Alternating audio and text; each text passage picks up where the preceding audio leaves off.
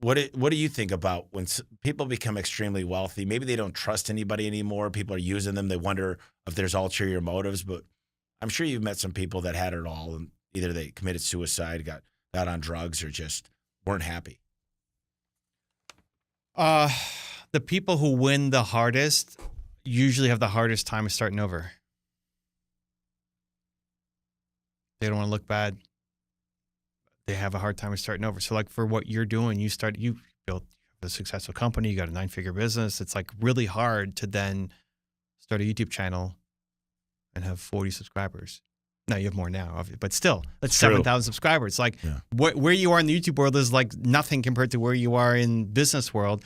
And for most people, like why did the Hollywood actors not move to YouTube? They don't want to start over. Like, why do people not switch platforms? Why did the MySpace people not switch to Instagram? Like, they don't want to start over. People don't want to start over. Now, some people break through, right? Like some athletes go off and they start to. Ronaldo now became like the fastest growing YouTube channel in the world. People do break through and go, but most people don't want to start over. So it's really hard for someone who, like, you went through the grind. You haven't, that whole, like, I had to leave my date to go pay payroll. I don't know when the last time you had to worry about payroll was, but it's like been a while. 2015. Right? It's been a while. And like, it was fun and like you got to show yourself what you're made of, but you also don't want to be there. And circumstances kind of dictated that you were there. But you're not going to willingly put yourself back there. But starting a YouTube channel is like you're starting over. And most people don't want to do it. They don't want to start over.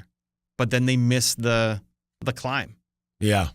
And they're afraid of like what people are super worried about what people think about them. And it's not just at the lower end, it's all the way up to the top. They're worried they're going to start something new. Tribalism. And fall and fail and like, haha, look at you starting over. You suck. And so they don't do it. They don't even try. I tend to find myself mostly on Instagram and Facebook. Maybe it's my age, maybe something. I'll go to YouTube when I want to learn something, though, for sure.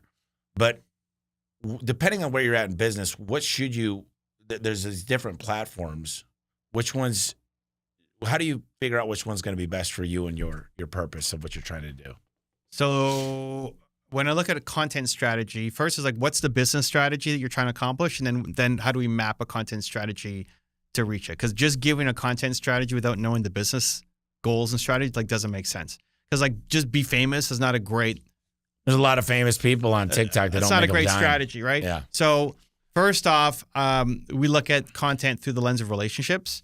So you doing, we would call it the Biz Dev show, but you doing like a show like this where you bring on people who could be worth 8 or 9 figures to you in lifetime value of a relationship. LTM, the lifetime LTV. Of the relationship, it may be hard to exactly quantify, but anybody watching, who are the people who could be worth 6 or 7 figures to you in client or referral income to you per year? So like these guys building up their garage door services, who are the top referrals for them besides existing clients? Oh, well, look, take for example, a referral is you got some of the best designers in the world. You get a designer that's spending $5 million on a wealthy person's house. They're going to replace their garage doors. That's a good referral source. Great. So there's a lot of like those type of sources, like referral sources. Great. So if you knew the designers referred out to the garage door guys, then it behooves you to get to know all the top designers in your city. What's the best way to get to know them? They don't want to go to lunch to eat with you. They don't want you to pick their brain. They'll definitely go on a podcast. They'll go on your show. Yeah. Even if nobody is watching this show yet, because they need marketing for themselves too. And so the whole point of the show isn't views, doesn't matter if people watch it or not. It's just a relationship. Because you're the only garage door guy leading with a give. I want to interview you. I want to tell your story. I want to create some content that I'll put on my brand new channel, but I'll also give to you that you can use on your website and in your marketing, because all these designers are trying to build their personal brand too, and you lead with a give. And so the whole point of that show is to earn trust and build relationships to grow the business, not to get famous or to get, we don't care who watches the video.